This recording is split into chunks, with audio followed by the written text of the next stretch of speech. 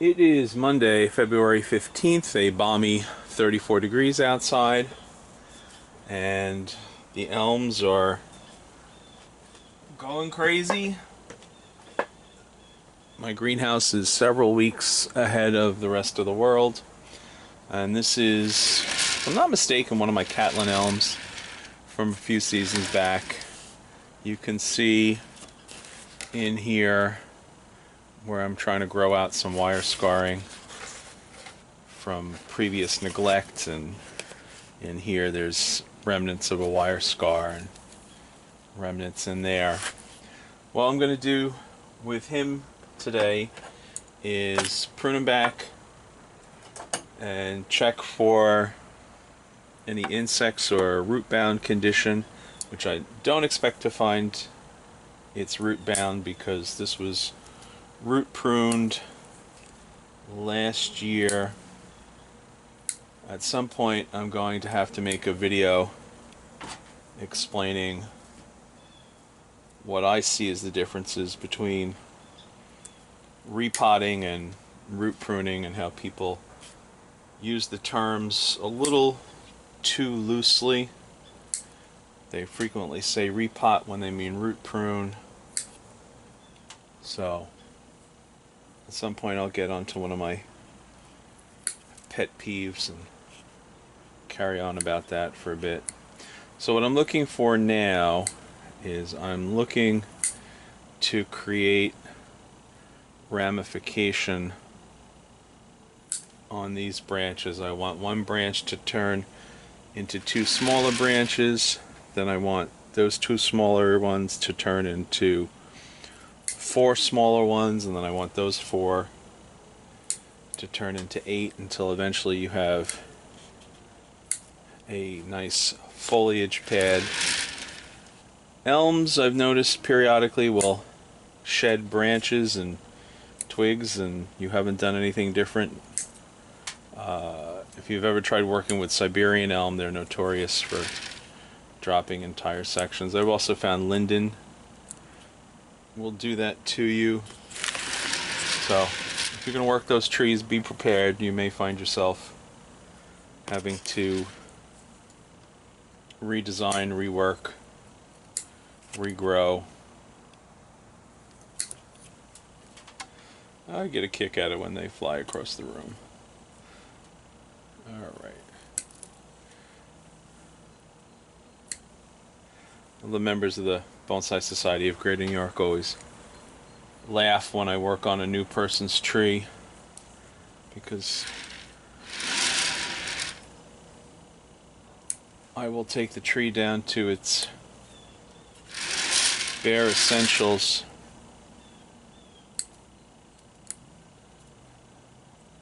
and let it regrow, and people have just gotten into the art, don't understand, they're in love with their fluffy greenness. This is just too thick, out of proportion. We'll get rid of him. Come up here. Gotta figure out what to do with the apex of the tree. I may change the angle. Love the roots. The roots are totally funky. So what I'll do now is shrink everything back.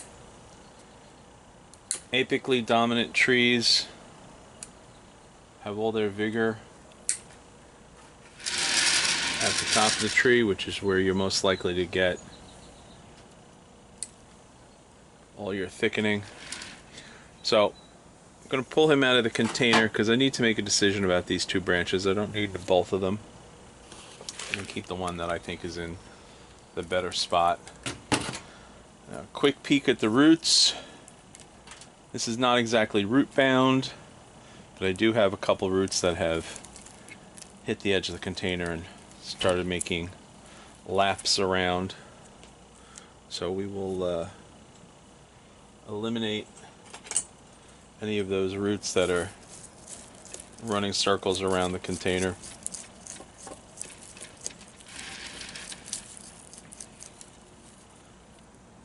Exposed root. Wow, look at that. Forgot I made that label.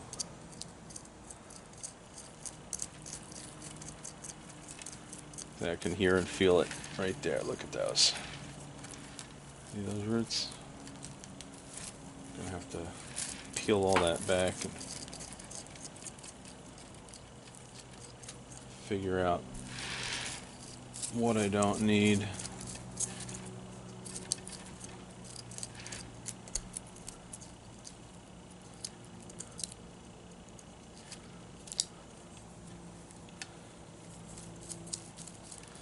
I figure the camera's shaking while I'm working on the table, so I'll hold it up in the air.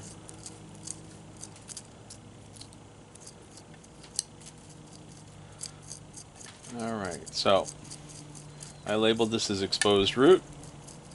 That's what it is, not your giant tree on stilts, but I appreciate it. Get a kick out of the rootage.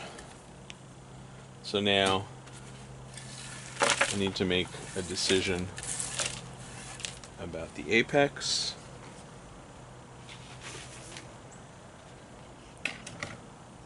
And I need to make a decision about these two branches right on top of each other.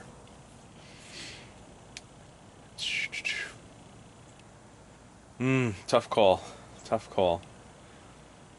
They both have their advantages. I like this one because of its location, where it's coming out of that bend in the trunk.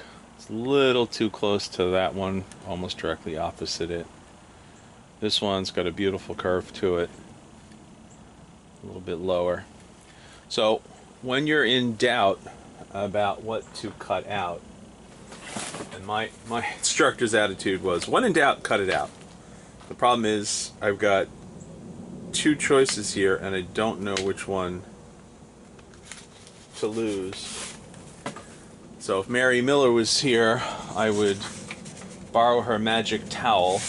And since I don't have Mary Miller and I don't have a magic towel, I'm going to do the next best thing and decide how the tree looks without that branch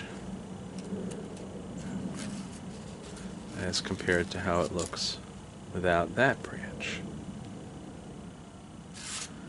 Even though I like the bottom one better, I like the way the tree looks with the top one. So, I'm gonna bite the bullet here and leave that one. Now when I come up here, I've got a lot of clubbiness and thickness. I could cut it right here, or I could get rid of some of the thicker, clubbier pieces.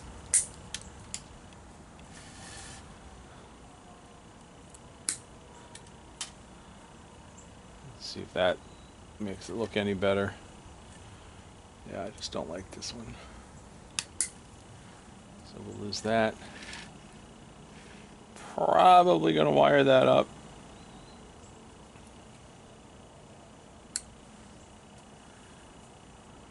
Now I've got a number of little adventitious branches popping out along the trunk. Do I need that one or that one? Don't need both of them. I think I can work without that one.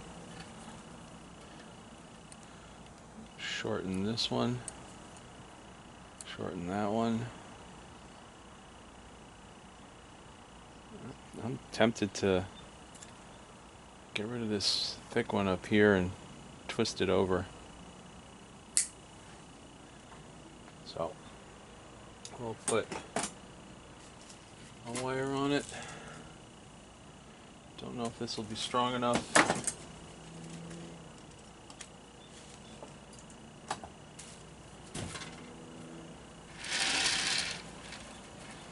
See if we can figure out a way to attach this. Maybe try and do two operations at once.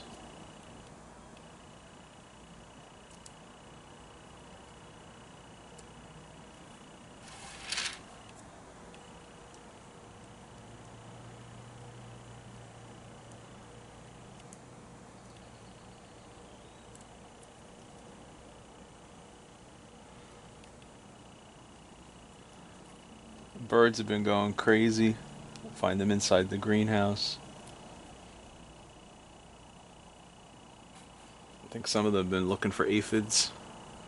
Not a lot for them to eat this time of year.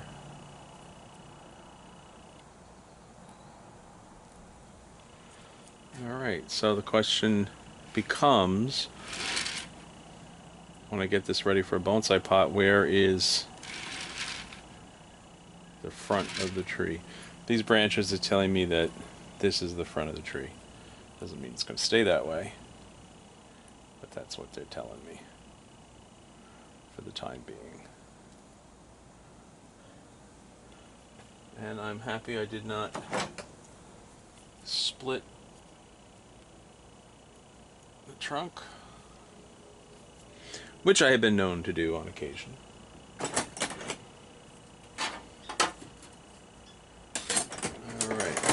So, limit the leaf load at the apex.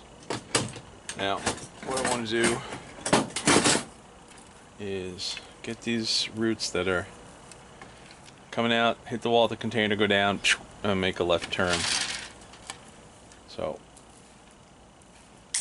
we'll cut the circling roots.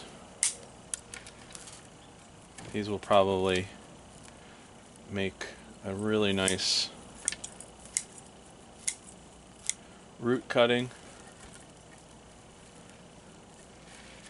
That one's kind of chunky and funky. I think I can live without him. He goes all the way back to there.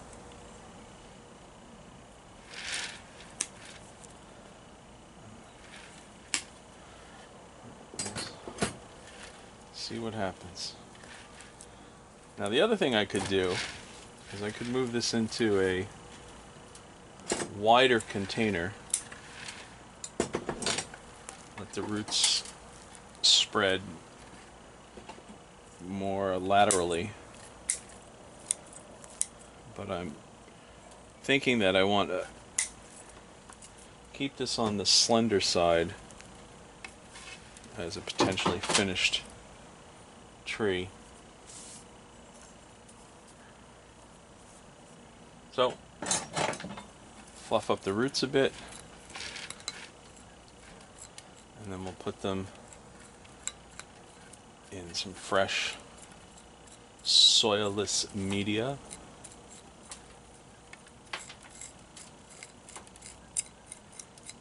That looks good. And if you have it, use it. Super Thrive is never a bad thing to use. Can only help your trees. Light levels are a little low in the greenhouse, so I will not be fertilizing anytime soon unless I use something like Osmocote or another slow release fertilizer. Really want to avoid heavy duty liquid fertilizers this time of year because it's still February, and even though my greenhouse is breaking dormancy, it's too early to be applying a high dose liquid feed like Miracle Grow or something. But I could use a slow release fertilizer that is temperature and moisture dependent, so I don't have to worry about it releasing food at the wrong time and causing a big growth spurt. So that's about it for him this year. And I'll stay on top of him. Hopefully this year I will not make a mistake with the apex of the tree. And I'll remember to take the wire off and come back to it in a few months and show you what it's doing. This is the point where I'm supposed to say like, subscribe, blah blah blah. So do as you will, but go play with your trees.